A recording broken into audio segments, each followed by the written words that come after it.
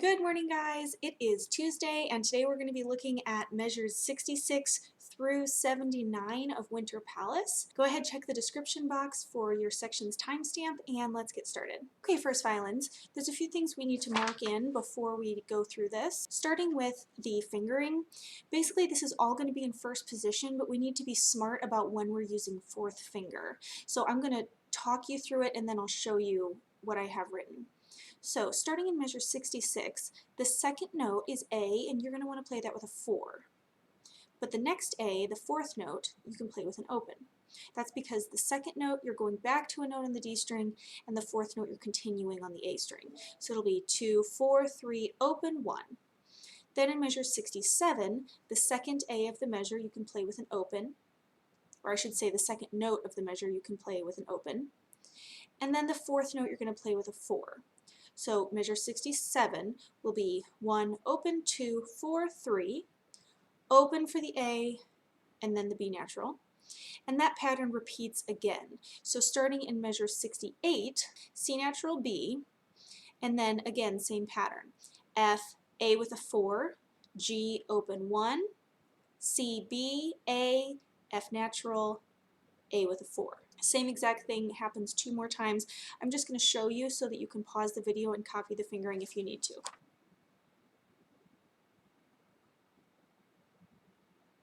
Basically, if you just follow the rule of if a note is continuing or if a passage is continuing to play notes on the A string, you're going to play it with an open, and if it goes back to a note on the D string, you're going to play it with a 4. Now that that's out of the way, please note that there is another repeat sign at the end of measure 70, so you might want to put a little bracket there for yourself. And then the bowing, it is printed, or Steffi marked it in the first time it happens in measure 68, but that same thing happens in measure 70. At the end of the measure, there's a bow lift. You might want to mark that in. And then in measure 73, the down bow is printed, but you might want to add the bow lift after the dotted 8th note. And then finally in measure 75, after the dotted 8th note B, there is a bow lift, and then that F is going to be another down bow. As far as the rhythm within the 16th note section, just make sure that you're accurately counting the ties.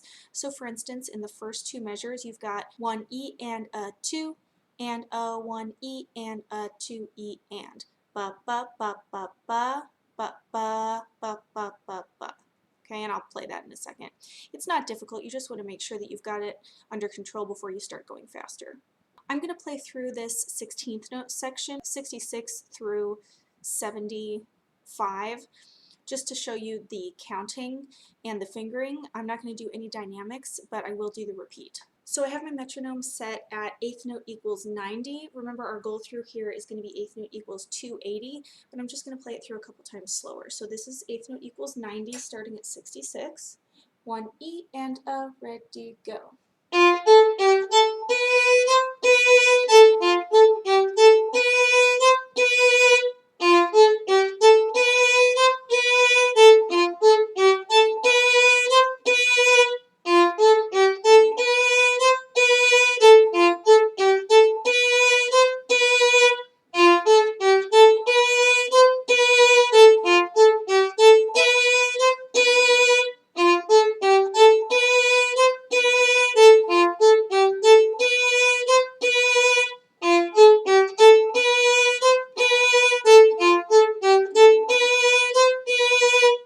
You get the idea. So let's kick it up to 200. 2 and ready, here we go.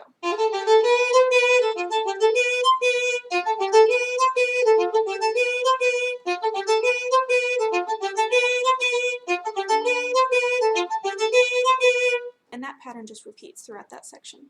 Obviously, the dynamics are kind of a big deal through here. You have molto diminuendo al niente, which means a big crescendo until nothing.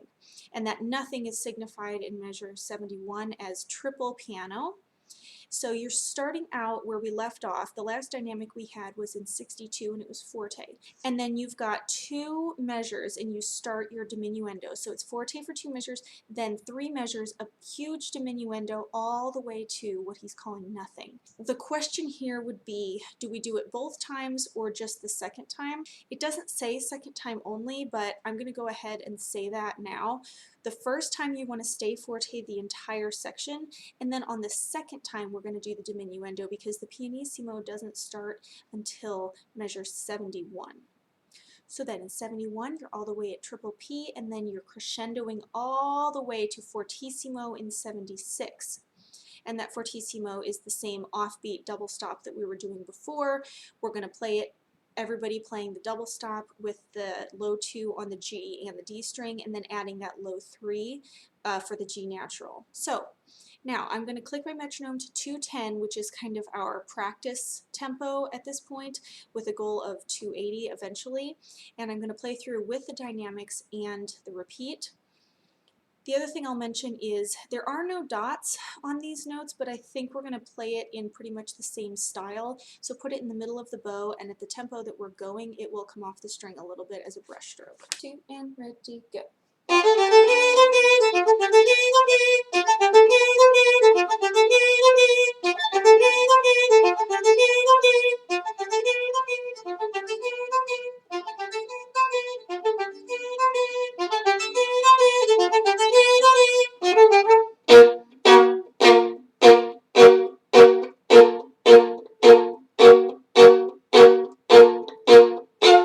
One thing I noticed while I was playing is these bow lifts, when we're going at this tempo, they're really not going to be an actual lift. It's really going to be more of a stop and a double down. So when you're practicing it slow, I would make an effort not to do a physical lift, because if you practice it slowly that way, you're going to have to be undoing that habit as it goes faster. So my recommendation would be, even when you're practicing slower, just stop on the string and do a double down where the bow lift is marked. Okay, have fun, and I will see you back here tomorrow for the next part.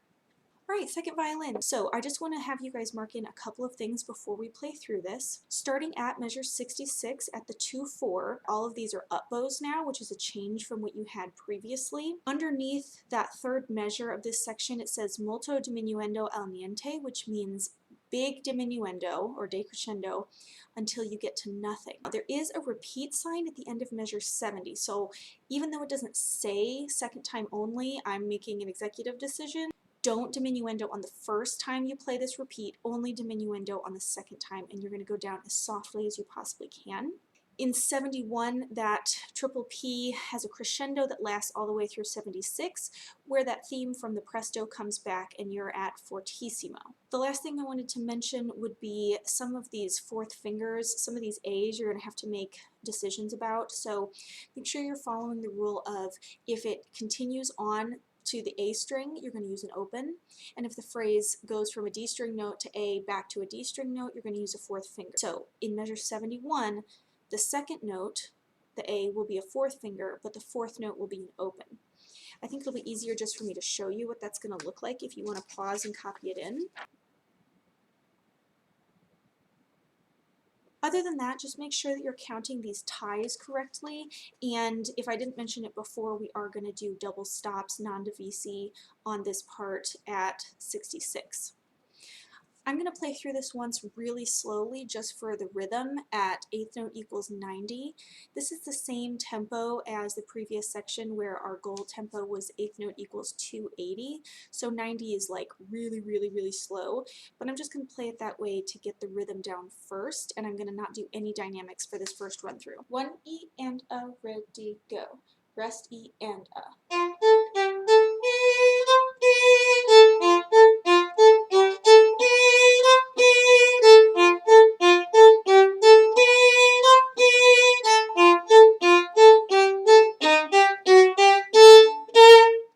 And then it goes back into the theme that you had yesterday. I'm going to play that theme that starts at 71 a little faster. I'm going to click it up to 200. 2 and ready, here we go.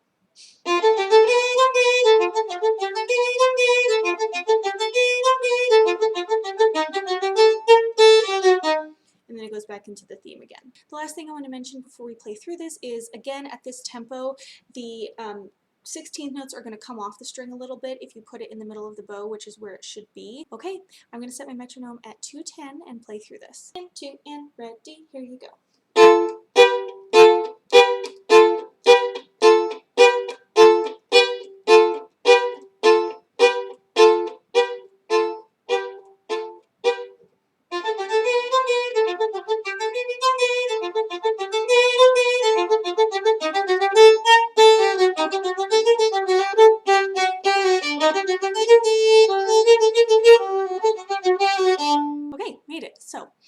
Go ahead, practice this as slowly as you need to. Again, a lot of this rhythmic stuff is not necessarily difficult, but it may be tricky to get fast. So go as slow as you need to. Happy practicing. I will see you back here tomorrow for the next section.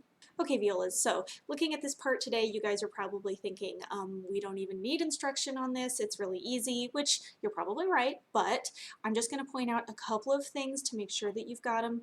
In 66, these off the beat eighth notes are now going to be up bow, whereas before they were all down bow, so just make sure that you catch that. Underneath measure 68, it says molto diminuendo al niente, which means big diminuendo until you get to nothing. It doesn't expressly say this, but I am going to make the executive decision that we only do this on the repeat. We're going to play through 66 to 70 the first time all forte, and then on the repeat you're going to do that diminuendo to nothing, which just means really, really soft at the end of measure 70. Then at measure 71, you're at triple P, so as soft as you can be, still up bow for these eighth notes. We are going to do them double stops, and since we're doing them double stops and they're asking for triple P, you'll have to really be quiet. But you do get to crescendo over the next few measures and get to fortissimo at 76. And when the fortissimo happens, you go back to down, down, down. Other than that, this part is really straightforward. We're still in this presto section, so our goal tempo is eighth note equals 280, but for today I'm going to play at eighth note equals 210. 2 and ready, go, and 1.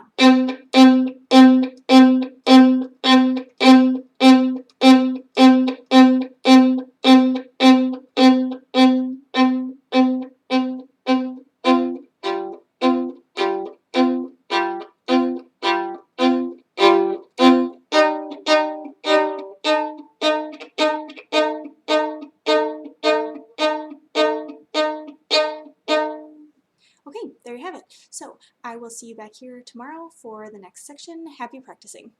Okay, cello bass. So your part is definitely really easy today, but there are a couple of really important things that I have to communicate to you. So first of all, basses. You guys can go ahead and go back to non-8VA, so play the notes that are really written on the page at 66. You had been an octave up starting 4 measures before, so 62 all the way through 65. Just go back to normal at 66. The other thing I want to mention is underneath the measures 66, 67, 68, it says molto diminuendo al niente, and that means big decrescendo or big diminuendo until nothing. Although it doesn't say to only do it the second time, I'm making the executive decision that we're only going to do the diminuendo on the repeat, so the second time that you play those measures. First time you're going to continue forte. The last marked dynamic was at 62, and that was forte. Keep playing forte all the way through, and then the second time you're going to diminuendo all the way to triple P. Then you crescendo back to fortissimo. At the beginning, you're just doing quarter notes, and we're going to keep these nice and short, even though there's not dots printed on them like there was a couple of measures earlier. This is going to be going so fast that if you don't play them short intentionally, they'll sound like that anyway. So quarter notes are going to be short, and then of course the eighth notes will be a little bit off the string and short as well. Again, cellos, if you want to hop the string, go for it. If you want to do the octave, go for it. When you do get to those E flats, basses, you will go back and just play the second E flat, the one on the D string. Make sure you catch the double up at the end of measure 75. And other than that, I'm going to set my metronome at 210 and play through this. 1 and 2 and ready, go.